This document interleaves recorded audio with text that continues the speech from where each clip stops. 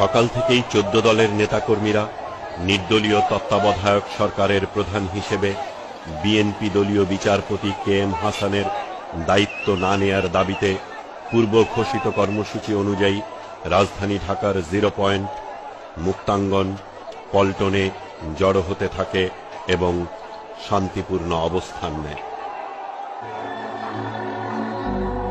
অন্যদিকে ৭১-এর রাজাকার আলবদর জামাতে ইসলামী ও ছাত্র শিবিরের কর্মীরা তৎকালীন সমাজ কল্যাণ মন্ত্রী আলী আহসান মুজাহিদের নেতৃত্বে বাইতুল মোকাররম জাতীয় মসজিদ দখল করে এর উত্তর গেটে সশস্ত্র অবস্থান নেয়।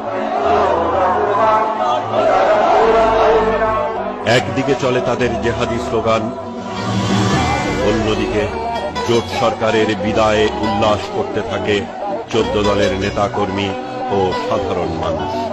পল্টন মোড়ে 14 দলের নেতাকর্মীরা যখন শান্তিপূর্ণ অবস্থান করছিলেন, তখন হঠাৎ করেই নিজামী মুজাহিদের বাহিনী তাদের উপর সশস্ত্র আক্রমণ চালায়।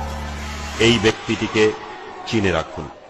ইনি 28 অক্টোবর 2006 বাংলাদেশের স্মরণকালের ভয়াবহ রাজনৈতিক সহিংসতার জামাতি জিহাদের নিজামী মুজাহিদের সেনাপতি, ইসলামী ছাত্র শিবিরের কেন্দ্রীয় সভাপতি মাসুদ।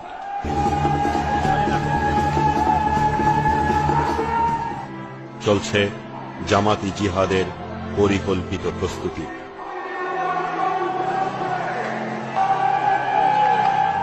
নানা অস্ত্রের পাশাপাশি রিকশায় আনা হচ্ছে ইট।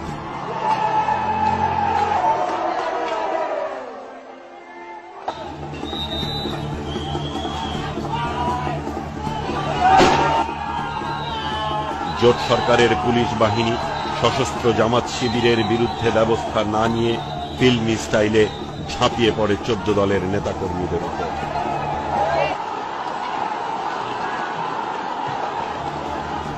একদিকে চলে পুলিশি আক্রমণ, অন্যদিকে জামাত ক্যাডারদের গুলিবর্ষণ।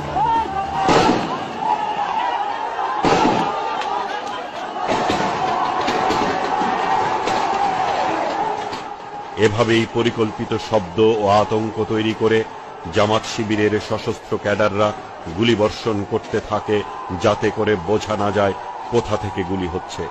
তারা ঝাঁপিয়ে পড়ে 14 দলের নেতাকর্মীদের উপর।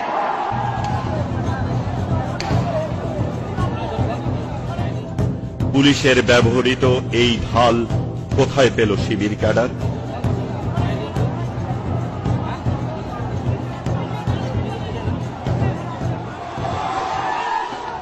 আক্রমণের নির্দেশনা দিচ্ছে শিবির সভাপতি।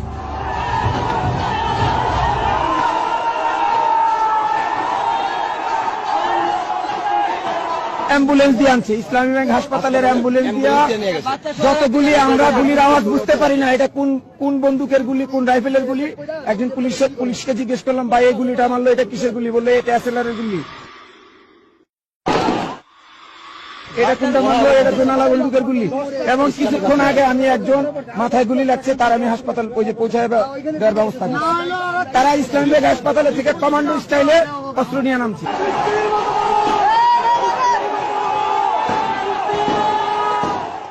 ধর্মের দোহাই দিয়ে এভাবেই মানুষকে বিভ্রান্ত করে চলেছে জামাত শিবির।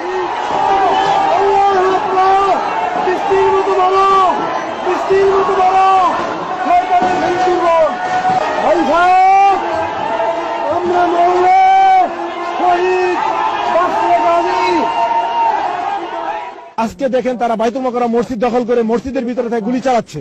আমরা সচক্ষে এটা দেখেছি। বাইতুল মোকাররম মসজিদের দুইটা তারা ওইখান থেকে সরাসরি গুলি করতেছে এবং বড় বড় অস্ত্র নিয়ে, তলোয়ার নিয়ে, দাও নিয়ে, ছুরি নিয়ে মসজিদের ভিতরে বসা আছে। বাইতুল মোকাররম মসজিদের মধ্যে একটা জাতীয় মসজিদে বসা আছে।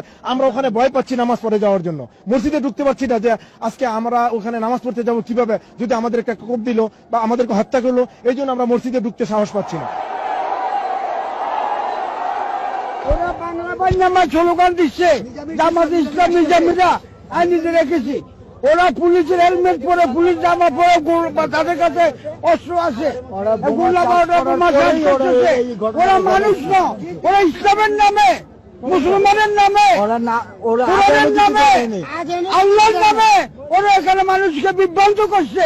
মানুষের ইমান আমার লুটে নিচ্ছে। ওরা মানুষ, আসরের আজান এরা মানুষ না, এরা ফেরাউন। মাগরিবের আজান হবে দেখেন এটা নেককার উত্তরা উচিত। এটা জালেম। এটা মানুষরা করে না। এভাবেই নিরস্ত্র জনতার প্রতিরোধের মুখে জামাতিরা পিছু হটতে বাধ্য হয়েছিল। পুলিশের টিয়ার গ্যাস, জামাত শিবিরের গুলি কিছুই তাদের থামিয়ে রাখতে পারেনি।